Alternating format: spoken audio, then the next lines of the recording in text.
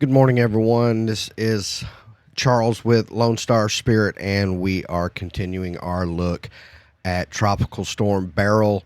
It is getting a lot closer to the Texas Gulf Coast, and we're getting some new information with this storm. It does still have a chance, especially when we get into the late morning, early afternoon, and into the early part of this evening for some intensification. Right now, National Hurricane Center is saying that it will be at minimum a Category 1 hurricane upon landfall. But this episode, I kind of want to spend a little bit more time on the watches, warnings, the storm surge that could be coming with this storm. And sorry, not sorry, but I'm going to focus mostly on the Brazoria County and Galveston County areas, mostly because that's where I call home, especially the Brazoria County area. And we're going to talk a little bit about the rivers that are in this area because there are certain spots of especially the San Bernard River. If you spit in it, it's going to probably come out of its banks and cause some flooding. And with the potential for 8 to 12 inches of rain in the area, with the storm surge, we may have a major flooding event with the streams and rivers and the smaller reservoirs and things like that in the area. So I want to spend a little bit more attention, a little bit more time on those because I think it's something that really hasn't been talked about with a lot of the presenters on YouTube. I'm sure the local authorities. I don't watch local news because it's all trash, but I'm going to spend a little bit more time on that because the Brazos and the San Bernard are very near and dear to my heart, and I want the people who live along those rivers to be safe. So let's go ahead and get into the latest update, and this is the 4 a.m. update from the National Hurricane Center.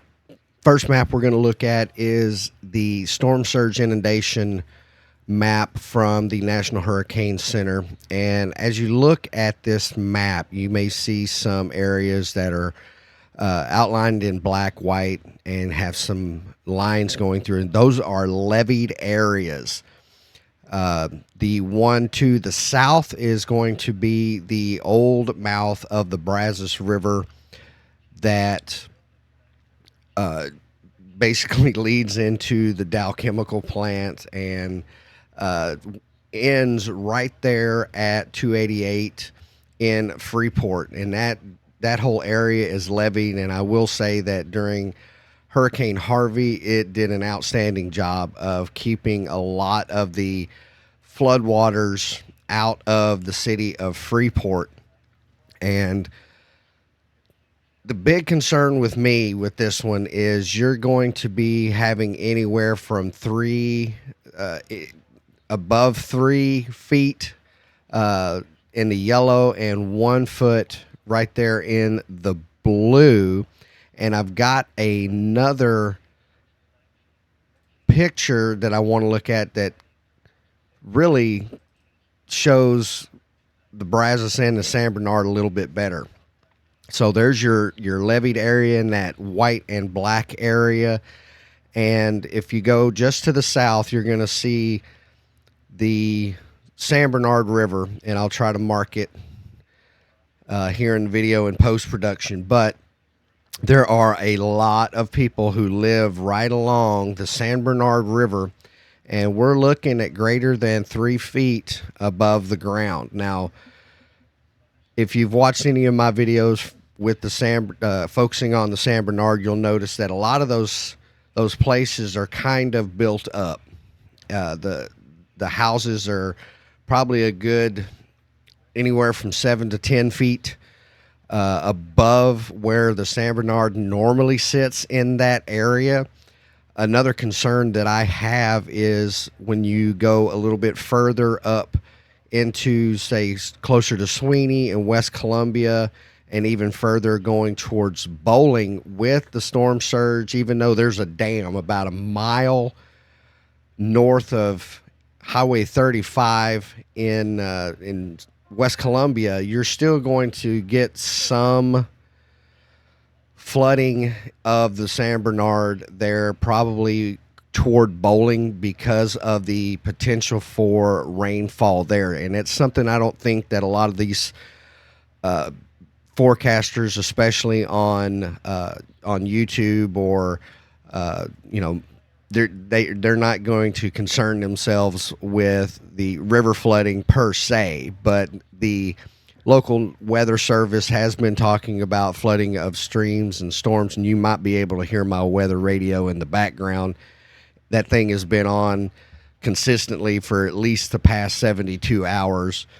It has not turned off even when I'm not here. It's still on. But the residents that live along the San Bernard River, and if there are any residents that live along the Brazos River, especially when you get closer to Brazoria and then up into West Columbia, Columbia Lakes area, things of that nature, in those areas, please be on the lookout as to the rising water levels. And this river flooding could potentially be a multi-day event, at least in my estimation. And if I'm wrong, I will eat crow like you've never seen anybody eat crow before. But the amount of rain that's going to be falling not only on this area, but the area north in the tributaries up in the Richmond-Rosenberg area, Sugarland area, and even further north,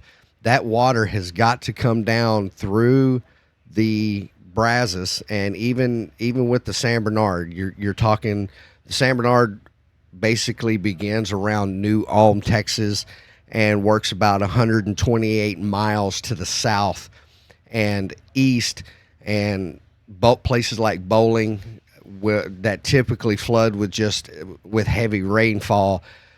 The storm surge, even if that dam does prevent water from getting on the other side toward Farm Market Road 1301, there's still going to be some, I believe there's still going to be some significant flooding. I'm not saying major flooding, but significant flooding in those areas. And the Brazos is just basically kind of recovering from the rains that were experienced up in the north around Possum Kingdom Lake. And it's finally gotten back down to normal levels. And this storm may actually bring some unwanted extra water into these tributaries, these rivers and streams, that could cause some potential flooding with that. Now, we talked a little bit about the flash flooding. This is a graphic of the greatest flash flood risk over the next 3 days, and you can see that where that kind of reddish pink color is, it is kind of narrowed down a little bit and then shifted to the east and goes even further to the northeast when it comes to and it's kind of actually pointing toward southwestern Arkansas there. But Houston is now fully engulfed in the potential for flash flooding over the next 3 days. And this could be a multi-day rain event. This rain could be here through Tuesday midday, and the Brazos River goes right through there. You've also got the San Bernard River that's going to be coming through there. So if we've got flash flooding, hopefully we haven't had rain, any really substantial rain, in about a week and a half. The ground will hopefully soak up quite a bit of it, but there's still going to be quite a bit of runoff as well. So we do need to keep our eyes on the rivers, and especially like Lake Livingston and the Trinity River and the San Jacinto River. They've been inundated with water, and there's been some issues with the dam, I think, over at Lake Livingston. So we may have some complications river-wise from this flash flooding as well. We're going to look at the potential rainfall, and there's there's a chance for quite a bit of rainfall that's going to be associated with this. And this is the latest graphic that has been released by the National Hurricane Center, and you can see right there around San Luis Pass, Galveston, that not quite to the Houston Ship Channel and Galveston Bay, and then headed south toward Matagorda, you're looking at 8 to 12 inches of rain. And then as you go further north, you're looking at 6 to 8 inches of rain right there around the Houston area. And then to the east of Waco, right there in that kind of off yellow, that's also going to be your 6 to 8 inches of rain. And then we get into the greener areas where you're looking at anywhere from 1 inch to 4 inch of rain there. I want to assign feet to inches for some strange reason. And you do have this little blip right here of the red where it will be anywhere from a foot to 16 inches of rain right there. So we're going to have a lot of potential street flooding, a lot of rivers and streams that are going to be taking a lot of that runoff going on. And if this is a multi-day rain event, again, I'm going to harp on keeping your eyes on the rivers and streams in your area to make sure that you've taken precautions, and if you need to leave because of flooding, get out of there. Don't wait till the last minute to do so. Also going to look at the wind arrival. It has changed just a tiny, tiny bit. That dotted line in the center, Sunday 2 p.m., it has kind of moved offshore just a tiny, tiny bit. But by Sunday at 8 p.m., the entire Texas Gulf Coast especially in southeast Texas, will be feeling the tropical storm force winds. I'm sorry, I'm a little flustered this morning, but Sunday by 8 p.m. all the way up through, it's going to be all of your coastal counties and some of your inland coastal plain counties like Fort Bend and Wharton County that are going to be feeling those tropical storm force winds. So tonight by 8 p.m. we should be feeling those tropical storm force winds at minimum. And again, that is 35 miles an hour or greater with that. Let's see, what else are we going to look at here? And we're going to go ahead and look at the cone of uncertainty here. And the National Hurricane Center is predicting that this by 1 a.m. Monday, right there, almost to the time of landfall, or within maybe a couple of hours of landfall, depending on what it decides to do, if it speeds up or it slows down, it will be a hurricane by the time it reaches the Texas Gulf Coast. Now, where that's going to actually be, we're going to look at the models. I have not looked at them this morning, so we're going to learn together what these models are going to do. But it is predicting that it will be at minimum a Category 1 hurricane by the time it makes landfall around 1 a.m. Monday morning. So this will be a nocturnal landfall with this hurricane. I do just want to take a moment before we get into our model runs that it should be expected that there will be some power outages. It may be localized, and it also may be widespread with the winds that are coming in with this storm. Also, with objects in your yard, around your house, the outside of your house. If my 70-year-old mother can get outside and work for 12 hours to secure things and put them away, you can do it too. And it's very important that anything that's loose, go ahead and put it away in a garage, a shed, tie it down, whatever you need to do to make sure that those objects are secured, because if with a 70-mile-an-hour wind, they could fall over, they could become projectiles and cause damage or injury to your house and and individuals respectively. So make sure that you're really getting those things tied down, secured, put away, whatever you need to do to limit damage, limit injury, or even worse.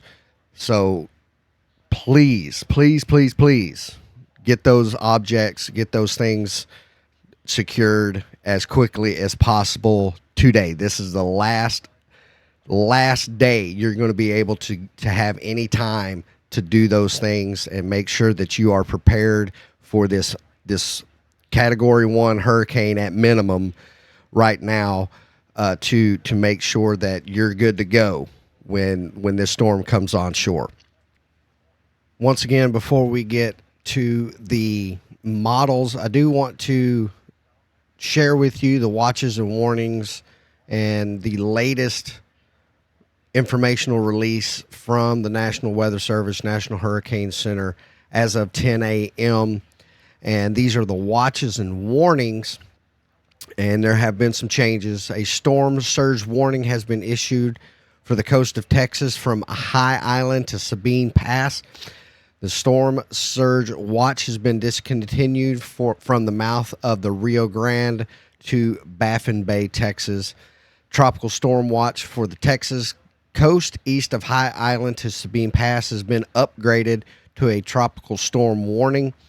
And the hurricane watch for the Texas coast south of Baffin Bay to the mouth of the Rio Grande has been discontinued.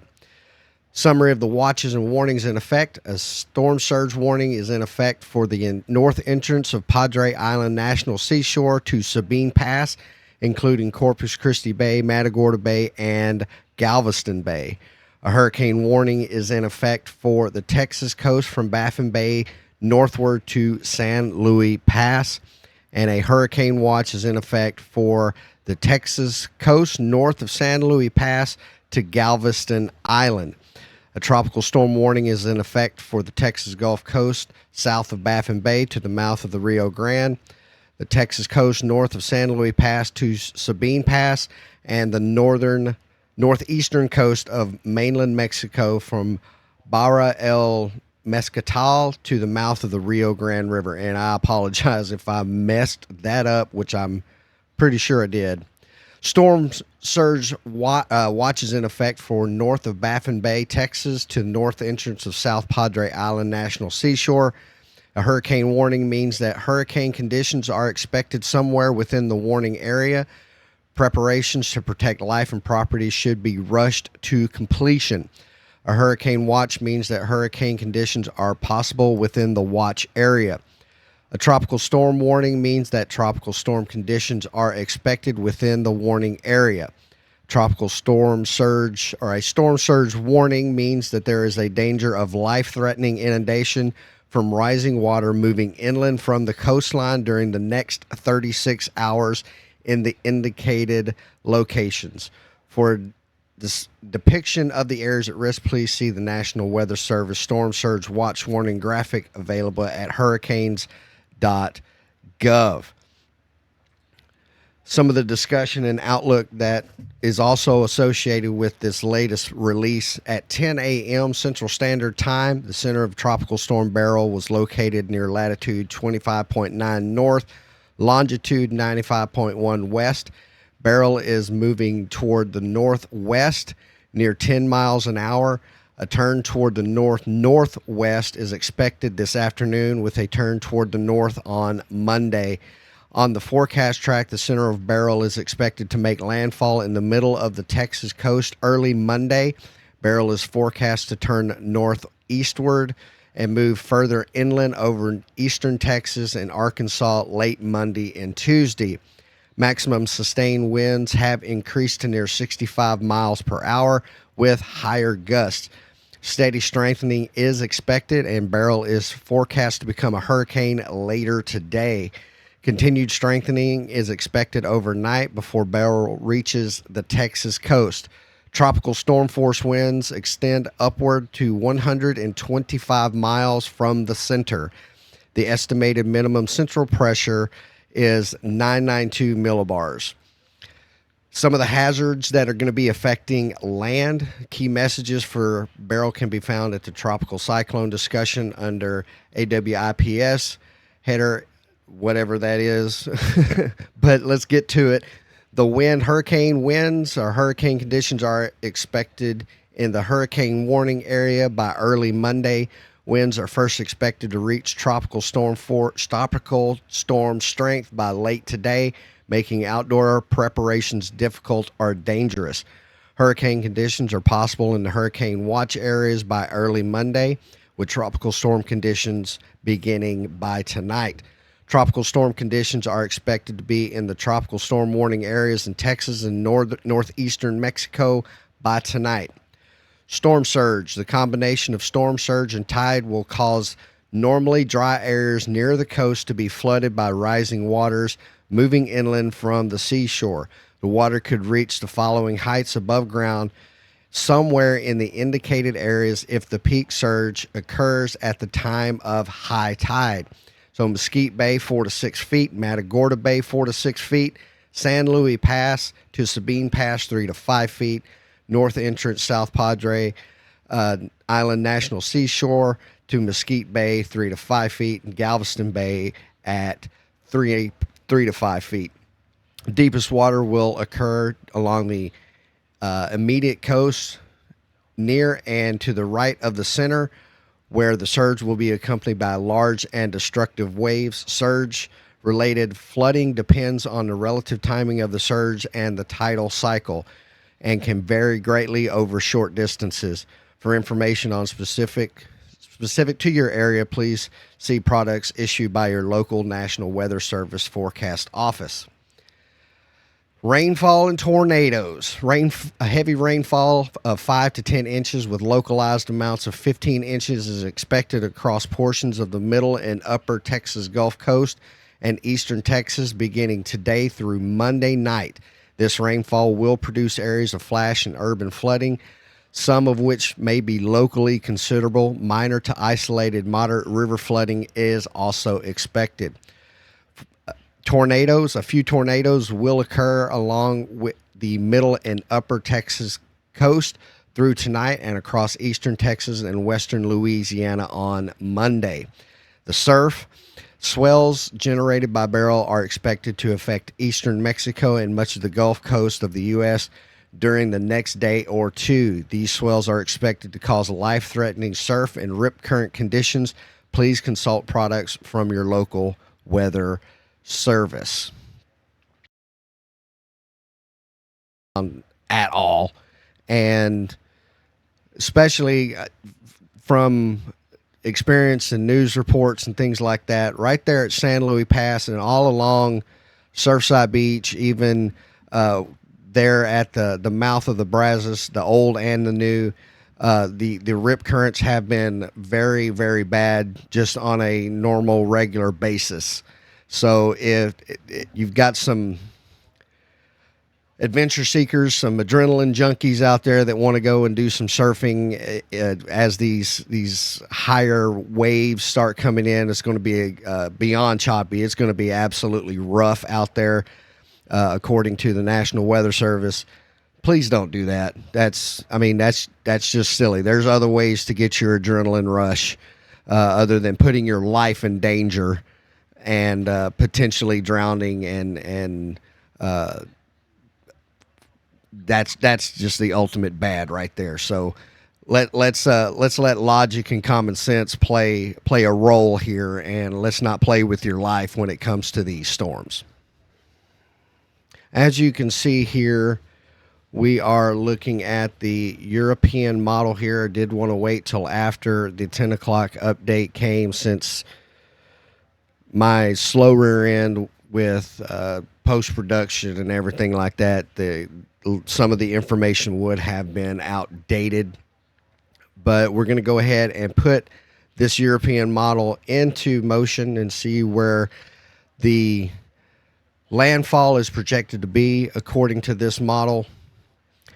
not showing a whole lot of strengthening as it moves up through the Gulf Coast or to the Gulf Coast, and looks like it's going to go in right there, just almost due south of Bay City, more towards the eastern or southern part of East Matagorda Bay, right in this area here. We'll zoom back out and watch it go in, and it looks to go right over the city of Bay City and trek almost due north right there. And we're looking at the areas of east. It's going to just go east of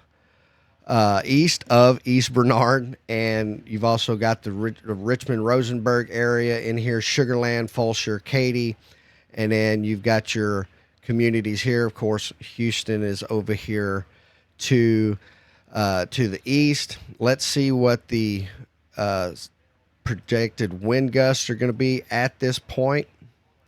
Let's look and see around the Sugarland area. We're looking at 56-mile-an-hour wind gusts at 6 a.m. as the sun is getting ready to come on up. And a little further, let's check the Rosenberg area, 52 miles an hour there. Pasadena area, 57 miles per hour there. Katy, looking at 56 miles an hour at that point. So let's go ahead, zoom back out, and looks to go right to the east of both College Station and Brenham, up towards the Huntsville area. Leona right there going toward Palestine, not Palestine, Palestine, and continuing to move. And it's still in the 900s with the millibars going on here. So there is a very good chance of some severe weather coming with this, even though it gets into northeastern Texas and southwestern Arkansas, and then it doesn't really start to kind of weaken down a whole lot until it gets into Arkansas at that point. Let's go back to our starting point.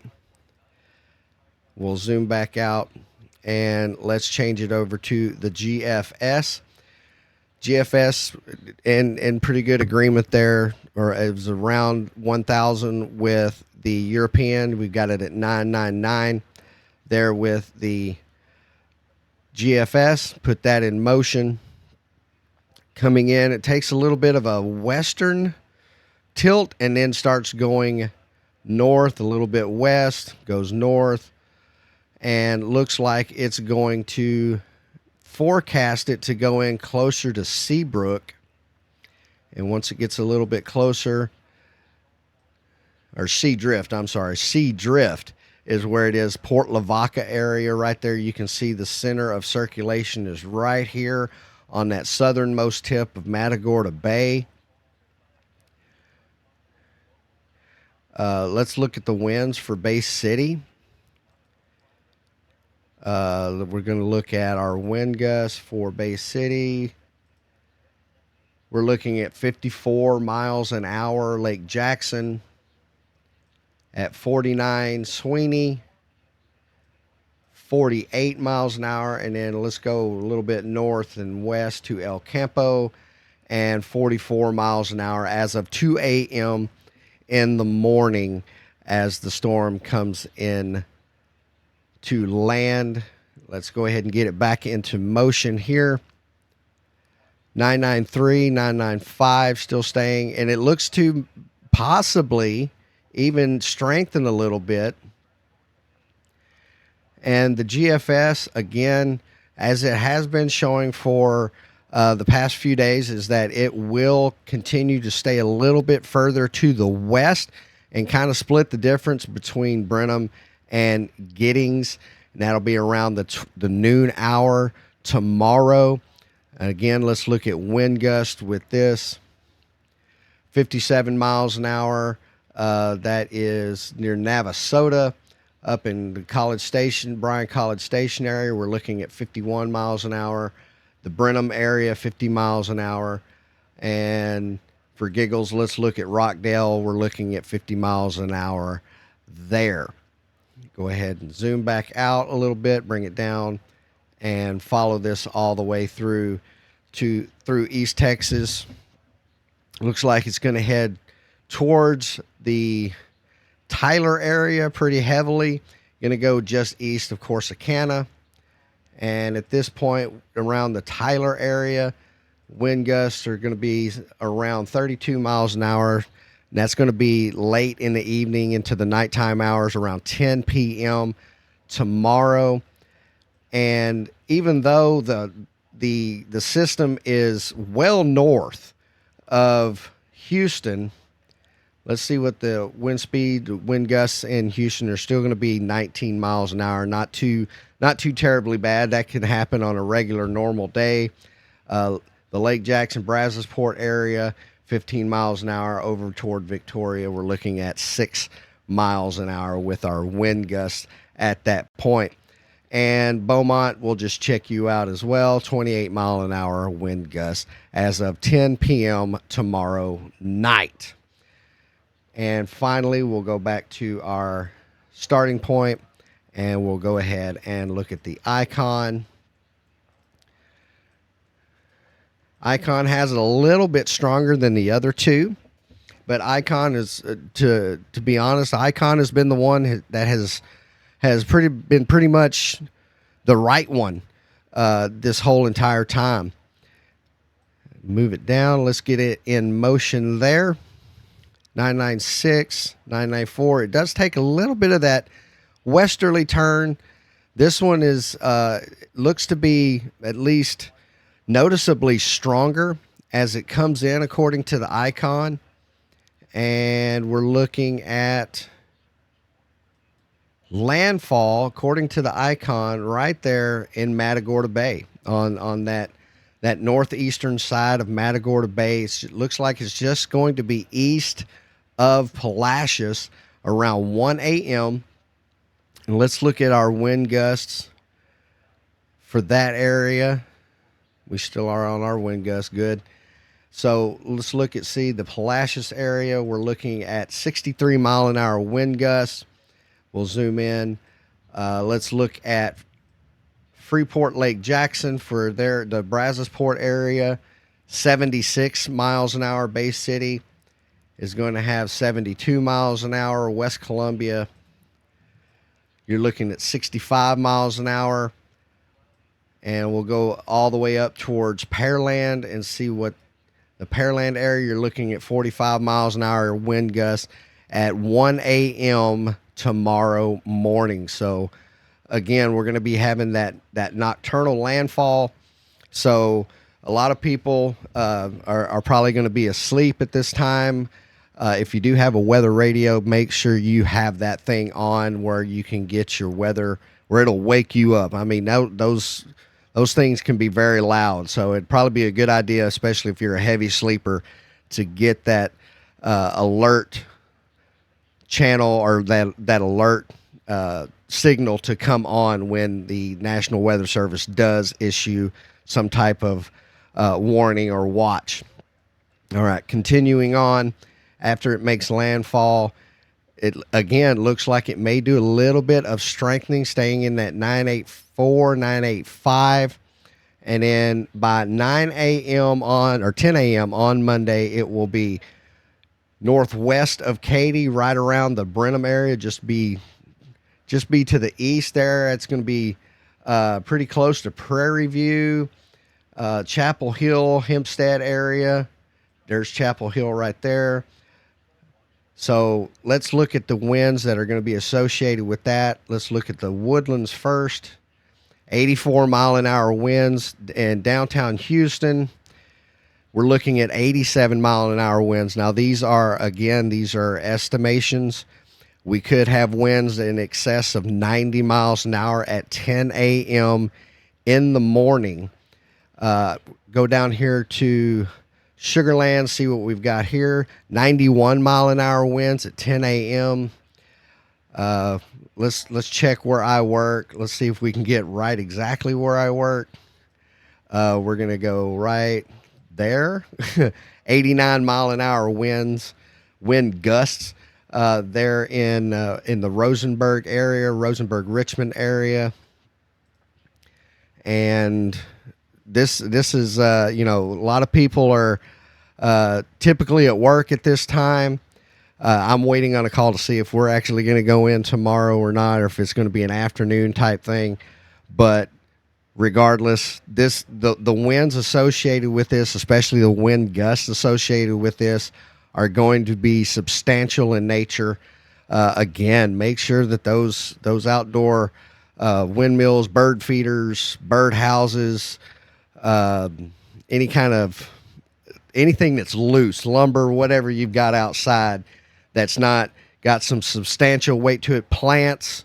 It's probably too late to do any kind of tree pruning or anything like that, but just keep an eye if you can on your trees around your house. And we may have a lot of nasty cleanup to deal with after this storm has passed through.